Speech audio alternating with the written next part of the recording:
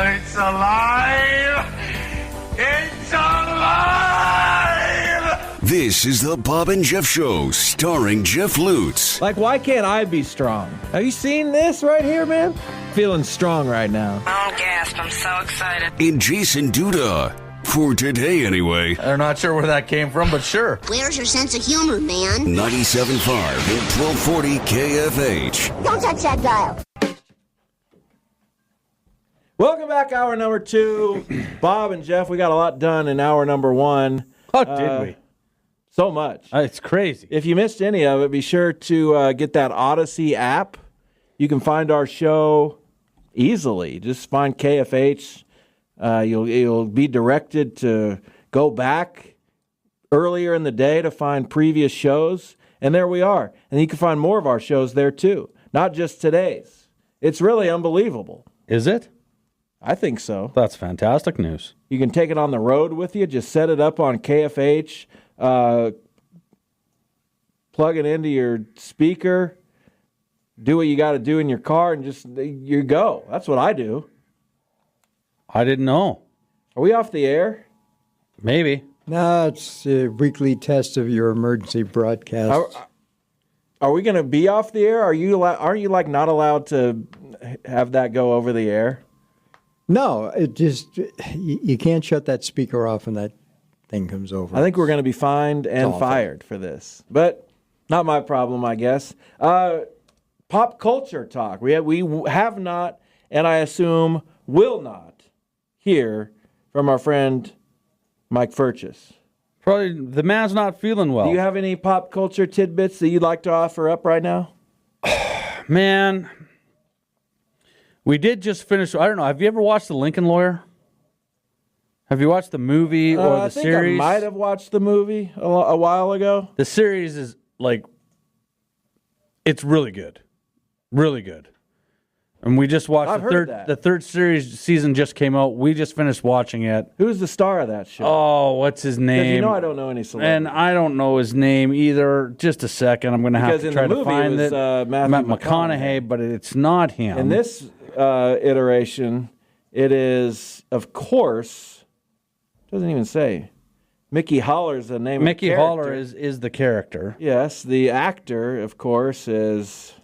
Well, who is it? You know who it is. Manuel Garcia Rulfo. Yeah. Neve Campbell's in this show? Yeah, she's in the first couple. She's in the... So she dies, is what you're telling me. No, she's in the third one, too. She's just not in it as much. But I think... Who else was in that? I can't. I'm not exactly sure. You're talking to the wrong guy when it comes to that stuff. But I'll tell you what. If you want a series to watch, go watch it. Maybe I will. Like starting obviously the first one, first season, and it's one of those ones that got me and my wife. As soon as we watched the first one, had to watch the next one, and then it was like, okay, tomorrow we're watching the next one. It's one of those 3 seasons to dive into. And they're good. We basically binged the third season. We watched it in 3 days. I love it. And it is fantastic. So they're about 10 season episodes, they're 10 about episode seasons. 10 each. They're about 50 minutes long, anywhere from 50 to an hour, kind of. And they're all out right now. All of them. They drop them all. So you don't even have to wait for anything. That's fantastic. 30 episodes just sitting there waiting for me. It's where I know you're not going to watch Slapshot because that's been years now. I think I did watch Slapshot.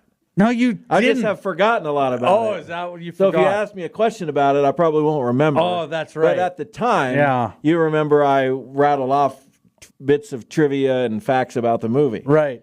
And what were the 3 tough guys' names? The Larsons. No. The Jones brothers. Oh, it's so painful. You know who they are. I do. The Hansons. Is that not what I said? You finally found them. Good job. What did I say? Oh, the Larsons, the Joneses. Larson. Because they're played by Carlson, Jeff Carlson. So I kind of got them mixed up. Carlson, Hanson. Oh, is that what happened? I think that's what happened. You're going to, yeah, okay. Yeah, the Hanson brothers, like the band. So what are the chances of you actually watching this series? This might be something you should watch with your wife. She'd probably like 90%. She'd probably like this one. We just got into a show, but it's not a Netflix show, so we got to wait a week. I think we're up to actually last night's episode. So we do have one episode to watch. It's a show on ABC. It's called High Potential. It's awesome. You watched that? Yeah, we've already watched them all. You watched all of them? Oh, except last night's. We didn't watch last night's, obviously. That's on Hulu. Is that where you watch it also, Hulu, or something else? We just got it DVR'd. Okay. But yeah, I think it's a really good series. It's a fantastic show. That's another one that kind of just, you got to watch the next one, which I'm glad that we had 5 to watch initially. Oh, you got to watch? See, we've been watching them just one at a time, which kind of drives us nuts, but it's okay. Yeah, I didn't even know. I knew the show. I saw that the woman from Scrubs, Judy Reyes, who plays, I guess, the captain, I knew she was in a show. I didn't really know what it was. And then once I started watching the show and then, like, she's in it, obviously not the main character, but that plays a big part. I'm like, okay, I'll watch this. And then it's good. And then we kept watching. So we're on The Lincoln Lawyer, which we're done now. And then High Potential is the other one. And then Matlock with Kathy Bates. Is that good? It's awesome. Huh. Tell me about it. Just watch one. Well, it's like the old. She's trying to. It's one of those ones where there's a backstory that's going to be going through the whole season, and they obviously it's lawyers and they're trying to get somebody off of charges or trying to, one of those things. But there's a backstory that's inside it. And I don't want to tell you because it'll ruin the first show for you. Okay. Well, so I don't want to tell you because it was just like really. Can you answer this question for me? What? Obviously, we remember Matlock, Andy Griffith. Yeah. Back in the day, made the character famous. Is this a descendant? Is this a reboot? Are we just saying Matlock's a woman now? What are we doing with that? No, and I can't tell you because it'll make perfect sense after you watch the first episode. It'll make perfect sense. It's worth watch. I'll tell you what, it's worth watching the first episode, and it's only 40 minutes long. All right, because it's on. Is it on ABC too, or is it on CBS? The best network. Oh, of course, yeah. In Jeff's opinion. Anyways, so who would have a different opinion? So I would. Those are the two. If you haven't watched anything and you got something to watch, those are 3 that I would definitely say you're not going to waste your time. Well, what I'm going to do tonight, I'm going to cook dinner. Oh, nice. I'm going to have a little nap first or a little rest. Oh, of hang course. out with the kiddies, and then I'll make dinner. Yeah. And then we'll sit down and we'll watch High Potential, last night's episode. Yeah. And then we'll bump over to Matlock. Yeah, try Matlock. Because once you get into Lincoln Lawyer, you won't try anything else. You'll want to keep watching that one. Yeah, that's what I'm thinking. Like, there's too many episodes. And there's only 2. I think there's only 2 Matlocks out right now. That's it? Yeah, because they aired the first one, and then it had 2 weeks before they showed the second one. Yeah, CBS has been... I don't know why. Well, 2 weeks off, so 3 weeks total until you got the second episode. CBS has been behind in their releasing of the shows. Why can... What? I want to get the season 1 episodes for this year. Yeah, there's been 3 actually. Has there been 3? The pilot on September 22nd, and then one on October 17th and 24th, and there's another one tomorrow. So we'll have 4 to watch this week. They're good. I like it. They're good, but jump into the Lincoln Lawyer too. That could be a binge day. I don't want to. If it's raining all weekend, might be like a little binge session. Maybe we'll go camping, take the TV, hook it up to our hotspot, and just watch shows all day. Nothing wrong with that. Wouldn't that be just lovely? I think it'd be great. What a day that'd be. Oh, heaven. Absolute heaven. The other show I'm watching is Papa's House on, of course, CBS. I don't know that one. Damon Wayans and Damon Wayans Jr. Oh. 2 of the funniest people ever on this planet. Really? Are you familiar with their work? I know who the Wayans brothers are. Yeah, but the Wayans didn't brother watch is their show. Damon, and then his son, Damon Wayans Jr., obviously. Makes sense. Yeah. Yeah. And they're quite funny, and I like the show a lot. Well, then there you go. I'm happy for you. Are you a Big Bang Theory? Did you like Big Bang? Yeah, we watched it. Because I'm looking forward to the spinoff. It's out already. Stuart, Denise, and Bert? Yeah, George coming. and Mandy's first No, wedding. no. There's another one coming. There's another one? How many Big Bang shows do Stuart. we need? Stuart, Bert, and Denise. Stu, Bert, and Denise. Stuart was great in that show, and Bert, and Denise was Stuart's girlfriend. I'm looking forward to that when it comes, and maybe Penny will come back. It is apparently has sabotaged its chances of being successful with this one detail. And it's one of those articles where you have to read 19 paragraphs to get to the actual. Was that about Leonard being dead? Is it? Is There's Leonard one dead? No. They said it'll solve it when it comes. But Is he dead? I don't know. It's impossible idea. to know. They summarized that from the last Young Sheldon when he didn't mention Leonard, he just kept mentioning Penny. All right, then. But that should be good, though, because Stuart was great in that show, and Bert. What? What is? Do you have any people trick-or-treating tomorrow? Is your son going out? Is your daughter No. going out? No. They aren't? No. So what are you doing? Well, I forgot it was Halloween, so does that tell you what I'm doing? Probably nothing. You're going to watch Matlock. There's a good chance. What's tomorrow? Thursday? Yeah. Matlock's on Thursdays. Thursday. So what's you're not even going to go like get some candy for yourself? What? Are you serious? Yeah, I'm No, serious. I'll go to the store and get my own candy. I'm That's not what going I to just said. walk around and go to houses No, to I get didn't- candy. moron. What are they going to say? What are you You dressed up as? absolute Well, idiot. I'm a grown man and I'm from Canada. That's my costume. What do you think? Well, they'd probably give Can you I have- candy thinking you were Can I have a mentally challenged. popsicle or maybe a little whatever? I don't Obviously, even know I what meant- they give out anymore. Little Obviously, candies I'm or going to the store. What do you Snickers think bar. I meant? I thought you meant I was. Are You're- you going out? To You're go doing a trick or Bob treating? right now, and I don't like it. No, You're doing a Bob. You're talking well, over people when you're wrong, and I I'm don't not like it. wrong. I'm No. not. I thought you meant. Are you going to go out and get candy? That makes you sound like when you're talking about Halloween. Are you going to go out and get candy? Moron. What? You're Obviously, a moron. I meant if your kids are trick or treating, they're going to bring home some candy, right? Yep. And you're probably going to eat some of that candy. That's not mine. Isn't this Shut kids in up. high school? Do Yes, do that's high why- school kids trick or treat I don't still? think My so. daughter did for when maybe her first year. I wanted to kill her, but that's beside the point. It was a bad idea. See? maybe your Exactly. Kids, maybe your kids are doing bad idea stuff too. Anyway, you took their candy. Shut up. The point is, What? I did not take their you candy. didn't take their candy. Don't tell me to shut up because I didn't take their candy. You So absolutely did. don't even sit over there What- like an idiot that you're looking like right now. 100% you took their candy. Did not take their candy. Not one piece ever. Didn't take their candy. One piece ever. Not in the last few years. Maybe when Not they in were the younger. last few years, but No, God, what a liar. I had my own candy. What? Because when I go to the store to get candy, I bought candy I want. That way, I'd always have some left over, so that's the candy I'd eat. We'd have to take half their candy away anyway. You should see the bags of candy these kids would come home with. Utterly ridiculous. Right. So what Like, did you utterly ridiculous. What did you like to take from them?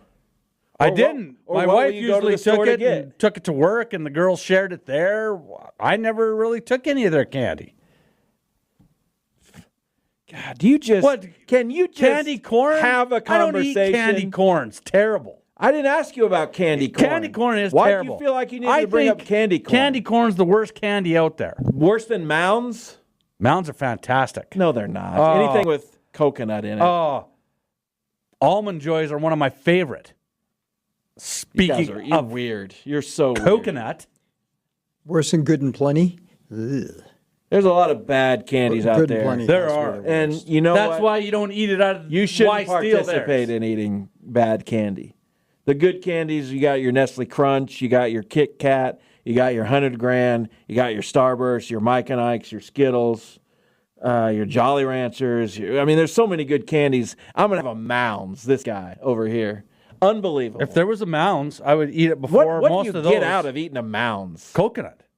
You don't like coconut? No, nobody likes coconut. Well, I do. So not everybody hates coconut, Jeff. You don't like coconut. Again, a lie. What are you talking I think about? You're just you ever putting had a forth. coconut cream pie? Of course not. Oh, it's He doesn't fantastic. eat pie. You don't know that? Oh, I know that, but I'm just asking because it's coconut. But It's the only I've thing got, I can think of, Max, right off the top of my head. Yeah, because nothing is coconut flavored because coconut sucks. Coconuts are good. You haven't had coconut, pineapple, Haagen-Dazs ice cream? Don't get me started come on on. pineapple. Also On disgusting. pineapple? Disgusting. Are you out to lunch? Absolutely vomit You're the inducing. weirdest dude Gag ever. reflex to the max. Pineapple. It's fantastic. Yeah. Got some in the fridge. Come over. I'd rather die. Dip it in chocolate. Oh, it's even better. Yeah, everything's Oh. better when you dip it in chocolate. Well, then don't. Just eat it plain. I do that all the time. I'd rather die. Get a pineapple, cut it in strips. Oh, it's nothing better. I got 2 days, man. 2 days of what? Pineapple and 2 coconut. days of Try it. Of binging on candy. I'm going no sweets November. Maybe that's why. You want to go no sweets November with me? No sweets November. Yeah. What's that mean? What can't I have? You can't have cookies, you can't have donuts, you can't have cake, you can't Anything have with candy, you sugar. can't have ice cream. Anything with sugar? Basically. In November? No sweets November. Except Thanksgiving. on You Thanksgiving? can have your pumpkin pie or your coconut cream, which is not a sweet. No, we don't have coconut cream pies and stuff on Thanksgiving. What do you? But By the way, I meant to sweet wish you- potato pie. My wife makes an unbelievable sweet potato pie, and if that's there, you I'm can eating have- it You can eat that. with whipped cream. Sure. Thanksgiving's an Okay, exception. you know what? I can do that. I'll also give you the day after for leftovers. What day is Thanksgiving? What's the date? It's a Thursday. this year? No. Yes, it is. Is it the 23rd? It's a Thursday. No, is it the 20th? It's the 28th. Oh, Oh, it's late. Late be this the, year. Yeah, we got to wait. We got almost. that'll a be the month to go. 50th anniversary of John Lennon's last live appearance ever with Elton John. There On you the go. 28th? Today's the anniversary of the Rumble in the Jungle. Oh, that's fantastic. Thank you. Why would anybody fight in Zaire, South? That's I don't who get that. sponsored the fight. That That's who in put the up the money. that in the fight of in the Philippines with Joe Frazier, those two made no A sense. billion people watch the Rumble in the Jungle. Yes, but- a billion. Yeah, but why? I don't get I just those got three venues. Just got I three just texts. don't. Coconut's great. Coconut's great. What's he talking about? What's he talking about? He's talking what's about he talking something about? you will never and understand. pineapples, guy. Dad? You're the weirdest man ever. Well, you can take it up with me at 3:45. Just absolutely. Right now, we've got an interview with one of the great flag football coaches in the area, Felicia Teeter, Bethel's flag football coach. We're going to talk flag football. I got a thing coming up. You They're got a thing participating. coming up? No, they do. Oh, okay. I was wondering what we're you gonna were just- doing. and we're going to see what's going on. She I was in the- hoping you were going to go play flag football. That'd have been great. I'd have went to see that. I can score from the one. Stay with us. We're still waiting for that. Felicia Teeter coming up. Bob and Jeff, KFH.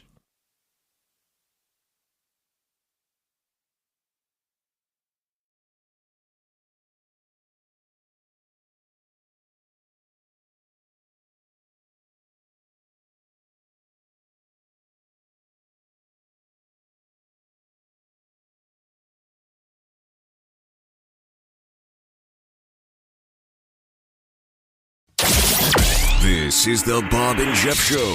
Let's go back to the IHOP hotline and talk to the flag football coach at Bethel College in North Newton. Her name is Felicia Teeter. Felicia, how are you doing? I'm doing great, thanks. Yeah, absolutely. This is going to be an interesting conversation. I think you were named flag football coach at Bethel earlier this year. It's obviously a program that's getting off the ground. How do you go about building a flag football program? So, I mean, I think it's like any kind of program, whether you're in sports or not, you kind of have to identify, like, what are the requirements, what are the needs, who's my target audience. Bethel was an easy sell when I got on the road, just because it's got such a great educational opportunity and the environment's so good. And I was coaching at Pratt before this. And so when I came over here, obviously it's a different sales pitch than when I was at the JUCO. But luckily there's a lot of people that are really interested in it. So we have recruited a team of girls from across the country, from Washington State all the way to Georgia, Texas, you name it. We've got kids from one coast to the other that have come here to North Newton to play flag football at Bethel. Well, and so it's how many games do you play? Can you give our not just us, but sure. the listeners a little rundown of who you're playing, when you're playing, what the rules are? Just give us a quick 101. Sure. So flag football is still considered an emerging sport with the NAIA. Right now there's more teams playing at the NAIA level than at any other division. though we've now had some D3s pick it up this calendar year. So the season is in the spring. We go concurrently with softball and track as far as when we play. But there's some D2s that are now hiring coaches to bring it on board as well. And there's like maybe one D1. But because the NAIA is the biggest conference, KCAC has got the number 1 and number 2 teams in the nation the past 3 years that it's been are both in the KCAC. And that's Ottawa and Kansas Westland. But we have 10 different colleges in the KCAC that are playing. 4 of them are from outside the state that are playing as affiliate members to the KCAC.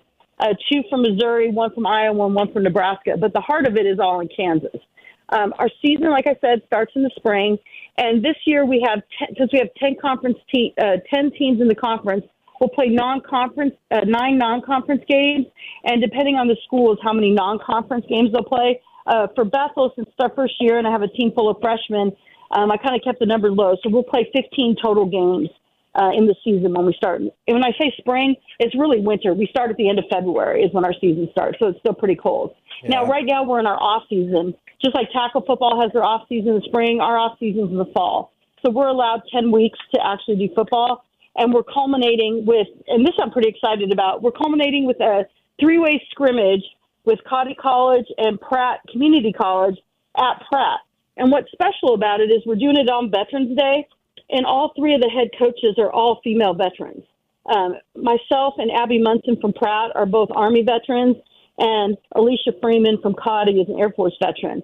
And so obviously the 3 of us see each other all the time recruiting, and we thought this was a great opportunity to kind of showcase, get our girls a chance to play like kind of a goodwill scrimmage, but also kind of highlight what women veterans are doing around the place. And also, since flag football is an emerging sport, we just thought it would be fun all the way around. Felicia, so that's coming up in a couple weeks. Yeah, November 11th.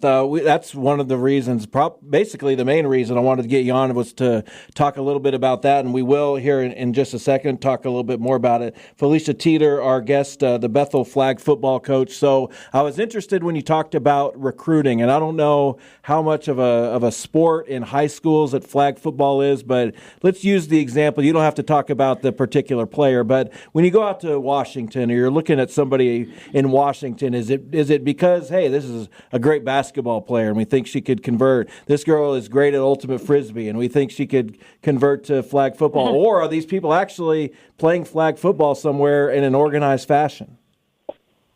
So that's a great question. Most of the states I recruited athletes from are actually playing it as a sanctioned high school sport.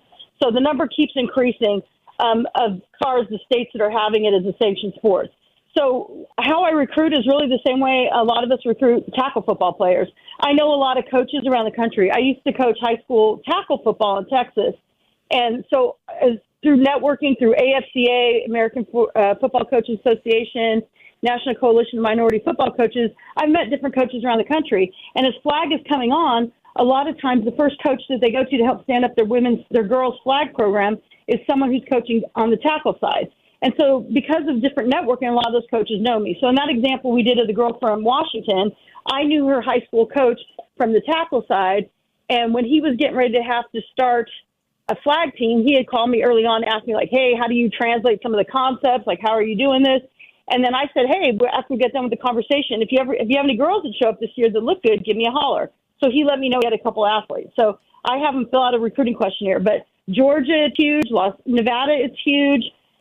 Florida has been doing it for like 10 years as a sanctioned sport. I'm getting ready to go down to Oklahoma next week because they sanctioned it. This year is their first year that Oklahoma is having it as a sanctioned high school sport.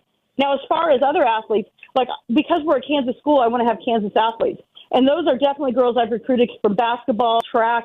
And my thing is if you're athletic and coachable, I'll teach you. I mean, we're still at the emerging sport level, so there's still room for some of those kids where you can bring them on. Well, maybe in 5 or 6 years, it will be hard for a kid who hasn't already played at the high school level to play collegiately. But right now, that's not the case. So I'll take any athletic, coachable kid, and then we'll work on it. And I kind of joke, I'll either teach them how to high point a ball or I'll make them a DB, right? So there you go. We'll, but yeah, so so it's networking. Girls will find out. I'll go to like a lot of NFL teams will put on a showcase. And so like I might go to a showcase like in Nevada, the Raiders will host one, and they might have 200 girls from the local area there. And so we get all their contact info. And so I'll reach out to all of them, the girl with my recruiting questionnaire, and then I kind of triage it. So the first thing I do is if they don't fill out the recruiting questionnaire, then they're not interested enough to come, right? The next step is I call the coaches. And when I'm talking to coaches, again, it's a lot of what the men's coaches are doing. I want to know, are they coachable? Are they a good teammate? Do they take care of business in the classroom? What kind of headaches are they going to cause me outside the classroom, right? So we want coachable, good kids to come to our program. And then if that goes good, then I'm going to contact the athlete directly. We'll have a phone call, see if we have, like, what kind of chemistry we have there, and then I'll set up a Zoom call with the parents. And then a lot of that is just to make sure that they can see me face-to-face. A lot of times, especially, if they're coming across country, they want to look me in the eye before they trust me with their kid. I try to get them to come visit if they can. That's not always feasible based on family circumstances. But, yeah, that's how we kind of start the relationship. And then we get them applied to school. And once they get accepted, then we can start working through the scholarship process. But all of our girls are on some kind of athletic scholarship. And then at Bethel, because we're NAIA, we also give an academic scholarship too. So we try to whittle it down. I don't have anybody on a full ride. We're not quite there yet, but I try to bring it down as low as I can for the better athletes. Coach, what's your background? So, did you want to know the rules, or you want my background first and then the rules? Yeah, sure. Yeah, give us a little bit of your background and what were you doing before and how you kind of got into this as it is an emerging sport. This is funny. So I don't know a single woman in football that has a normal story, but so I was in the Army for 10 years, and then I worked for Department of Defense as a civilian for 20 years.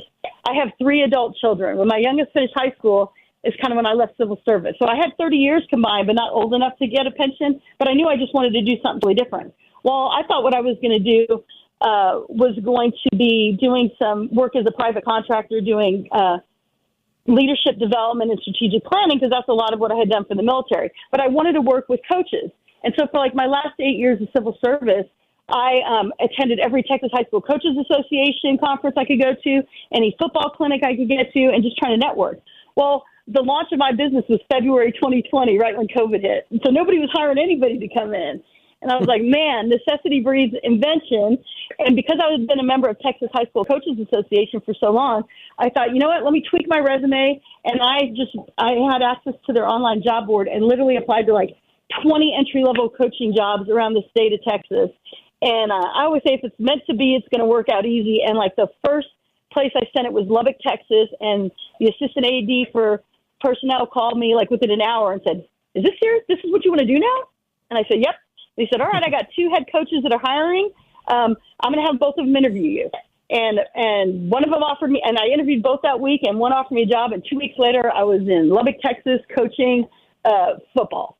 And so it was great because because I had my teaching license. In Texas, you have to have a teaching license. So I taught at the high school, government and economics. But and I helped out with the varsity team, but my primary coaching duties those first 2 years were middle school football. And so it was great because you have 7th grade A team and B team, 8th grade A team and B team, and you get to coach so many different positions because you don't have as many coaches. So I got to do O-line, D-line, tight ends, got to call offenses. So it was great. And then my 3rd year, they moved me up to varsity, so I did tight ends and fullbacks. I didn't even know flag football was a collegiate sport until one of my mentors contacted me and said, hey, I sent your resume to a couple ADs in Kansas that are standing up flag football. And I was like, oh. She's like, no, one's getting ready to call you to interview you. So it was the same kind of deal. I interviewed over the phone. They asked me to come up a few days later for like the formal interview. And like 2 weeks later, they offered me the job. And 2 weeks after that, I moved to Kansas. So, I mean, I think I'm just lucky I'm at a point in my life where, my kids are all grown. My dog, I've been divorced for a few years, and so my dogs don't have a vote. They go wherever I go. So I've just been able to take advantage when someone offered me an opportunity, and I'm just having my best life. I'm like, I get paid to coach football all day. Like, it's great. And I get to, at Bethel, one of the deals there was they let me help out with the men's team. And so I do a defensive analyst for our men's team, and then I'm head coach for our women's team. So, I mean, I just get to do football all day. It's perfect. That's fantastic. And the dogs are really all you need. We're talking with Felicia Teeter, the flag football coach at Bethel. So, yeah, real quick, tell us about the event again on November 11th, Veterans Day. And you can mix in some of the rules there because it's kind of like a triangular. Is it a round-robin type of thing? You all playing each other? Are you all on the field at the same time? Well, so what we're going to do is we really made it as informal. Like I said, I'm standing up a new team, a freshman, and I just, didn't want their first experience to just be horrid, playing more experienced teams. So what we're doing is like Cotty's offense will go against my defense for 10 plays. Then my offense will go against Pratt's defense for 10 plays. And then Pratt will do Cotty. Then we're going to each do some special teams, which the only special teams you have in flag are punt and punt return. So we'll do those. And then we're going to do a halftime veterans recognition. And then after that, we're each going to play one quarter against the other two teams of live ball. And so, like I said, for special teams, you only have punt and punt return. The field we play on is 40 yards wide by 80 yards long, compared to like a regular football field is 53 1/3 yards wide by 100 yards long. So we're a little bit narrower and a little bit shorter.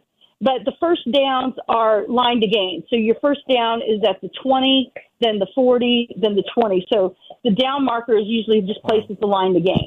And so in the first series, though, they put the ball started on the 14-yard line. So for your first down, you just have to go 6 yards.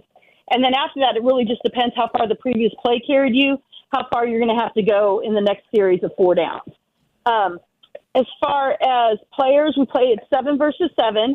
It's kind of a combination to me. I try to describe it as like 6-man football and 7-on-7. So everybody is eligible receiver, including the center. The quarterback can run on the snap. So they don't need a lateral at first like they do in 6-man. The quarterback can run right away. The neutral zone is 1 yard as opposed to just the length of the football and tackle. And they can rush everybody or nobody on the snap of the ball. There's no time limit on the quarterback scramble, so if you don't put any pressure on the quarterback, they could run around back there all day long. Let's see. I love it. If the ball hits the ground, it's dead.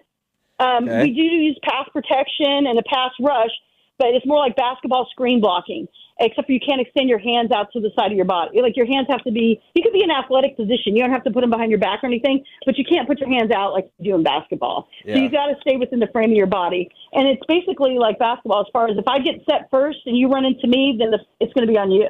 But if I'm moving into you, then it's going to be on me. And so if the ball is in the air, so say you throw a pass to me and I bobble it, then it's fair game until it hits the ground so anybody can pick it off. So you can have interceptions. Yeah. Well, have some balls. That's fantastic. It's you've lined it up for us pretty well, and we wish you luck as your first season begins. We'll keep an eye on flag football at the NAIA level here in Kansas. Thank you so much. I appreciate it. Yeah, thanks a lot. Don't ever ask anybody the rules of their sport ever again. No? No. Okay. All right. Don't do that. You did. No, I didn't. Yeah. I thought I was going to mix in a rule here or there. Well, you know them now. Now I know all the rules. 20, 40, 20. So basically you only make 3 first downs and you're in the end, then it's end zone time. And I think some of the touchdowns might be worth different points. Did she talk about any of that? Hey, did you watch the game 1 there the other day, or did you watch the Pacers get absolutely annihilated? I watched the at Pacers Madison Square get Garden. Absolutely annihilated. And then we watched something else. So but we got the World Series coming back tonight, Game 5. Are the Yankees back? No. I didn't think so. They're going to lose tonight, aren't they? Dodgers might want to win it at home. Yankees might be able to squeak this one out. Flaherty's going. All I know Cole's is this. Ice going. Cube was better than Fat Joe by a lot. What was I just heard about it. I didn't see any of it, but I was listening to some stuff at work this morning, and I was like, what are they talking about? These guys are out there for like 6 minutes before the They were out game. for like 5. Singing? Rapping. Just. And Ice Cube was great, and Fat Joe was bad. I don't know. Fat Joe's a fine performer and deserves all the accolades he's received, but he was not good at Yankee Stadium before Game 3. It was just bad. It was awful. Was it? Yeah. That bad? It was pretty bad.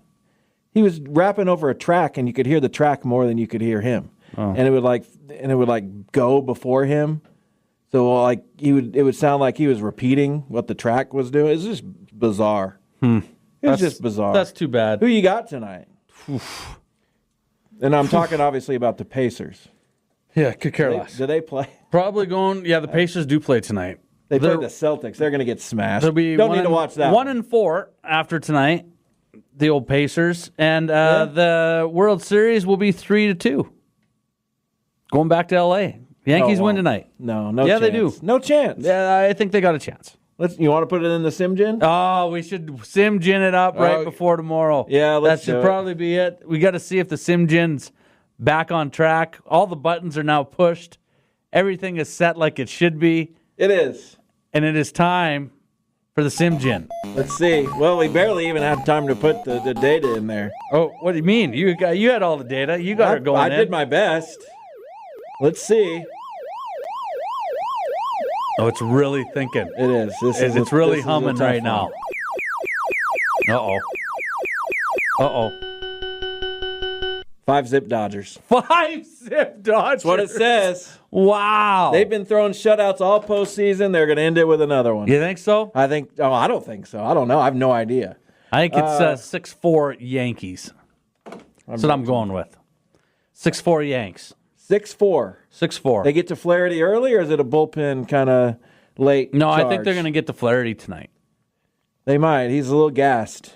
I think they get to Flaherty. He's been kind of tired, but he still pitched pretty well. But I'll say 6-4. I'm going 6-4 Yankees. You got who gets the big hit? Dodgers. Well, Judge has to get one sooner. You would think. He just hasn't. I know. You think he's due. Freddie Freeman will hit another home run to hit a dinger in the first 5 games of the World Series. Impressive. You think? I think Mookie gets one tonight, too. That wasn't in the Simgen. That's just my personal prediction. But we'll see who's more accurate. They'll each hit a solo shot. That's my I call. had Mookie hitting a 3-run bomb. Well, that's because I don't think so. In the 7th? Yeah. Interesting. Yeah, we'll see what happens. Well, hopefully, I feel better now about picking the Yankees because the Simgin picked the Dodgers. And the Simgin's 0 for 6 this year. You turned on the Simgin quickly. Well, I got the newer version, so bring it out. I have to plug it in. I mean, your version's 20 years young or older. Do you want to read the outcomes from now on from the Simgin? Well, if we do the 2020 version, then I guess I have to. If we do the 2000 version, we'll see if we can talk Bob into it tomorrow.